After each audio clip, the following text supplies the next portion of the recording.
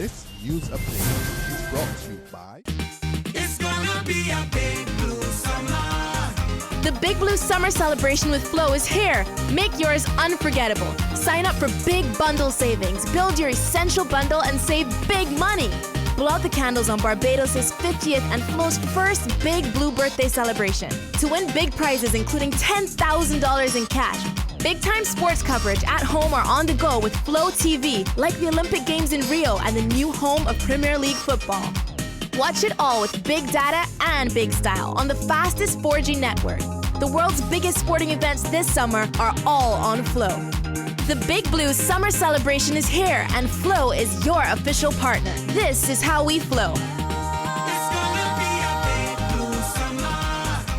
Get ready to go. This is how we flow. We wear them baby blue for the summer. Get ready to go. This is how we flow.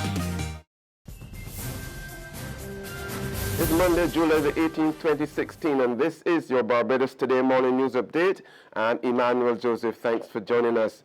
In our top story, a reformed gunman has been shedding some light on how illegal firearms have been entering Barbados. Mario Bruce told the panel discussion entitled "Gun Violence, What Does It Have to Do With Me?" at the Cayfield Wesleyan Church on Friday night that one of the main things was to avoid the Barbados Coast Guard. Bruce, who said he escaped being gunned down on several occasions, also explained that illegal firearms were easy to obtain in Barbados once a person knew the right people and had the right amount of money. These guns come in with the shipments.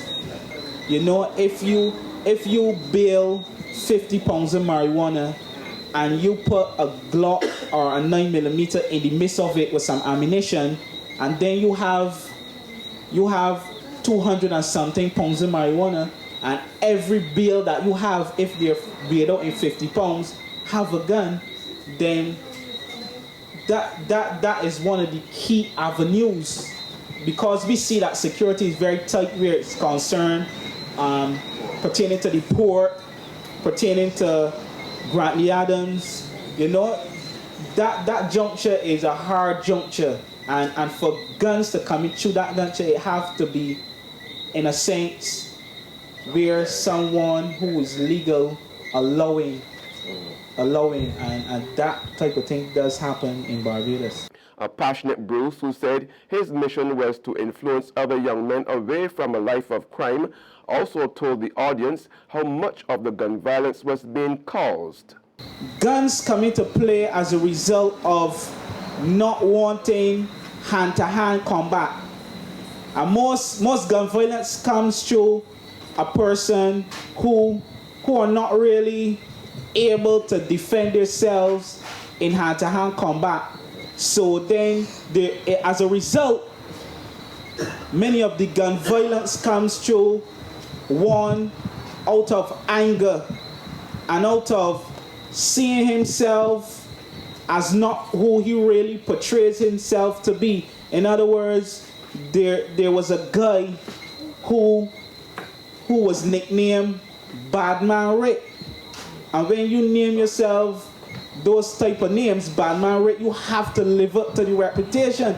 A bad man cannot be a bad man and seen as somebody who would step on your toe and tell you sorry. Police Public Relations Officer Acting Assistant Superintendent David Welch, another panelist, said while some gun crime involved aggravated burglaries, most was the result of conflict. We have murders within this category. So far for the year, we've had 10 murders. Up to April this year, we only had 2. And one was with a gun and one was with another instrument. Out of the 10, we have 7 homicides committed by firearms.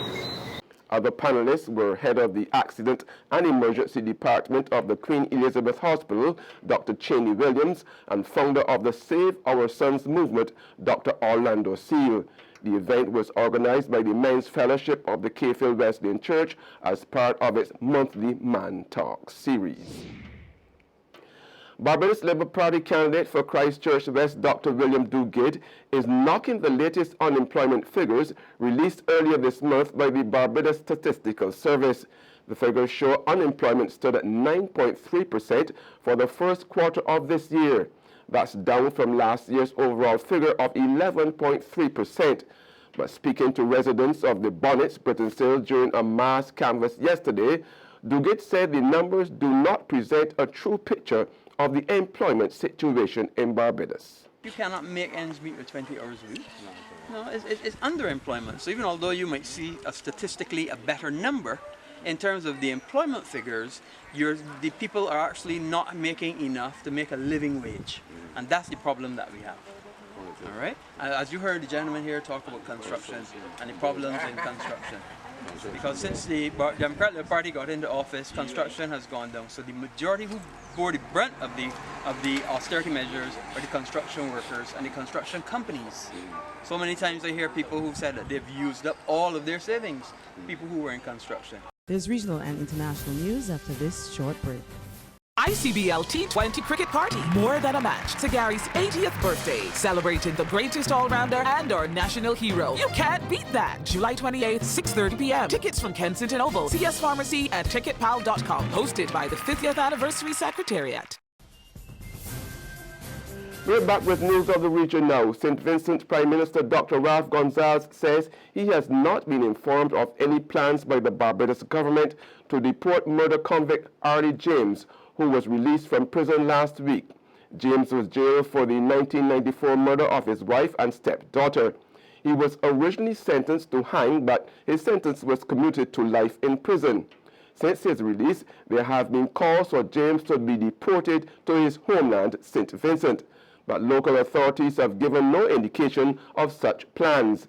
And Dr. Ralph Gonzalez told Barbados Today he is aware of the case and Barbados has the right to deport him if authorities wish to do so. However, he says he has received no official word from Bridgetown of any moves to send James back to Kingstown.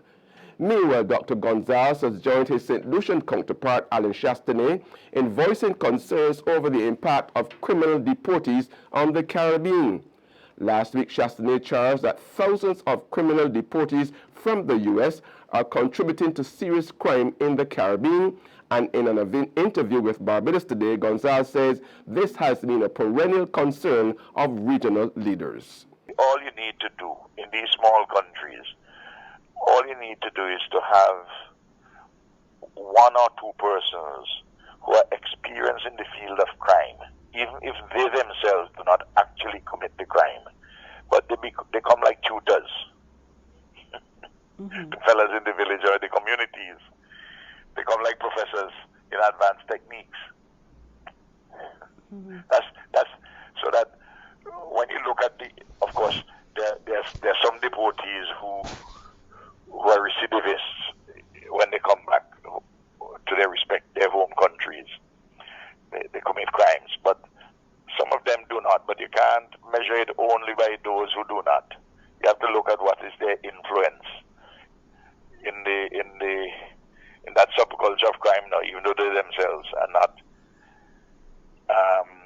committing themselves, that the advice which they pass on, and police forces will tell you that. And on the international scene, President Barack Obama says nothing justifies attacks on police officers.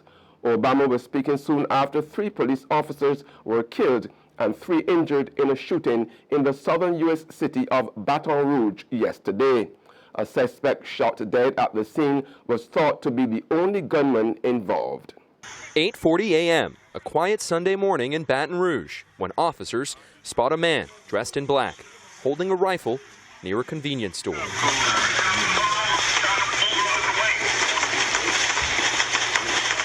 8:42, reports received of shots fired. We have an officer down behind the crowd. We need the Bearcat now for an evac. Responding officers locked in a gun battle. All I saw when we pulled up and took around through the windshield, he had a mask on. 8:48, with medics on the scene trying to get to the fallen officers. Regardless of motive, the death of these 3 brave officers underscores the danger that police across the country confront every single day. And we as a nation have to be loud and clear that nothing justifies violence against law enforcement. Attacks on police are an attack on all of us. That's news and sports, but for the very latest, visit our website at www.barbadostoday.bb. Also subscribe to our e-paper, email updates, and like us on Facebook. We are also on Izuni Media in bus terminals, or screenplay at supermarkets and gas stations near you, as well as channel 99 on Flow TV and Mix 96.9 FM. I'm Emmanuel Joseph. Have a fantastic day.